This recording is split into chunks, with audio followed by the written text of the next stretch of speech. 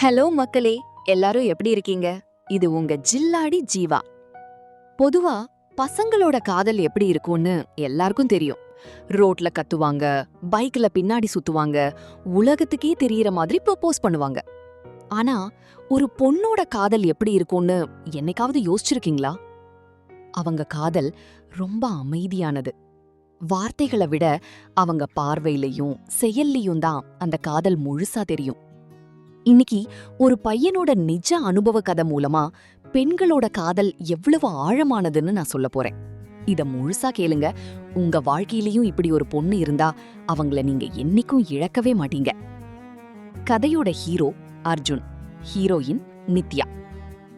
அர்ஜுன் நித்யாவை ரொம்ப வருஷமா ஒன் சைடா லவ் பண்ணிட்டு இருந்தா. ஒரு நாள் தைரியத்தை வரவழைச்சு அவகிட்ட ப்ரொபோஸ் பண்ணிட்டான். நித்யா உடனே எஸ் சொல்லல. ஒரு வாரம் டைம் எடுத்துக்கிட்டா. பொண்ணுங்க எப்பவுமே காதல்ல விழுறதுக்கு முன்னாடி 100 தடவை யோசிப்பாங்க. ஆனா விழுந்துட்டா அதுல இருந்து வெளியே வரவே மாட்டாங்க. ஒரு வாரம் கழிச்சு நித்யா ஓகே சொன்னா. ஆரம்பத்துல அர்ஜுன் அவளுக்கு நிறைய கிஃப்ட் வாங்கி கொடுத்தான், சர்ப்ரைஸ் பண்ணான். ஆனா நித்யா பெருசா எந்த கிஃப்டும் கொடுக்கல. ஆனா அவ என்ன பண்ணா தெரியுமா? அர்ஜுனுக்கு காஃபில சக்கரை கம்மியா போட்டாதான் பிடிக்கும், அவனுக்கு ப்ளூ கலர் ஷர்ட் போட்டா அழகா இருப்பான், அவன் டென்ஷனா இருந்தா நகம் கடிப்பான்னு அர்ஜுனை பத்தின ஒவ்வொரு சின்ன விஷயத்தையும் நோட் பண்ணி அவனுக்கு பிடிச்ச மாதிரி நடந்துக்கிட்டான். காதலி அம்மாவாக மாறும் தருணம்.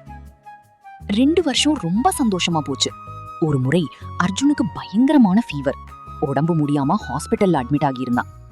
பசங்க லவ் பண்ணா டேக் கேர் பேபி, மாத்திரை போடுன்னு மெசேஜ் பண்ணிட்டு தூங்கிடுவாங்க. ஆனா நித்யா அப்படி பண்ணல. அவ காலேஜ கட்டடிச்சுட்டு ஓடி வந்தா. அவன் பக்கத்திலேயே உட்கார்ந்து ஒரு குழந்தை மாதிரி அவனை பாத்துக்கிட்டா. அர்ஜுன் மாத்திரை சாப்பிட மாட்டேன்னு அடம் பிடிச்சப்போ நித்யா அவனை உரிமையா திட்டுனா. அவ கண்ணுல இருந்து தார தாரையா கண்ணீர் கொட்டுச்சு. அந்த நிமிஷம் அர்ஜுனுக்கு ஒண்ணு புரிஞ்சுது. இவ வெறும் காதலி இல்ல, என்ன பெக்காத இன்னொரு அம்மா அப்படின்னு. வருஷங்கள் ஓடுச்சு. அர்ஜுன் வேலை தேடிட்டு இருந்தான். ஆனா அவனுக்கு சரியான வேலை கிடைக்கல. கூட படிச்சவங்க எல்லாம் ஐடி கம்பெனில லட்சக்கணக்குல சம்பாதிக்க, அர்ஜுன் மட்டும் எந்த வேலையும் இல்லாம வீட்ல திட்டு வாங்கிட்டு ரொம்ப டிப்ரெஷன்ல இருந்தான். பசங்களுக்கு பொதுவா காசு இல்லனா தன்னம்பிக்கை சுத்தமா போயிடும்.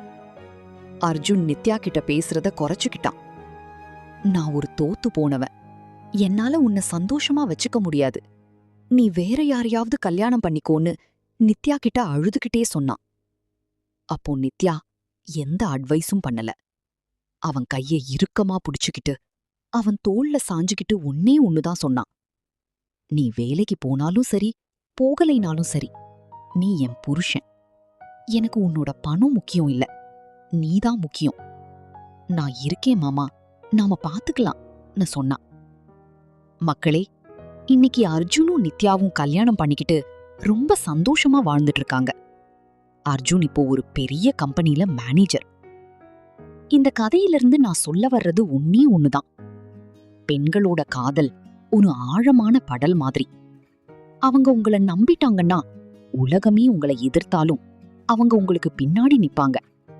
உங்க குறைகளை எல்லாம் ஏத்துக்கிட்டு உங்களை முழுசா நேசிப்பாங்க. அவங்க கேக்குறதெல்லாம் கோடிக்கணக்கான சொத்து கிடையாது. அவங்க அழும்போது துடைக்க ஒரு கை, தோள் சாய ஒரு நெஞ்சு, நான் இருக்கேன்னு சொல்ற ஒரு வார்த்தை, அவ்வளோதான். உங்க வாழ்க்கையில இப்படி ஒரு நித்யா இருந்தா தயவு செஞ்சு அவங்கள அழ வைக்காதீங்க. அவங்க உங்களை நம்பி வந்திருக்காங்க. அவங்க உசுறு முழுக்க நீங்க தான் இருக்கீங்க. உங்க வாழ்க்கையில இப்படி உங்களுக்காக உயிரை கொடுக்கிற ஒரு ஜீவன் இருக்காங்களா?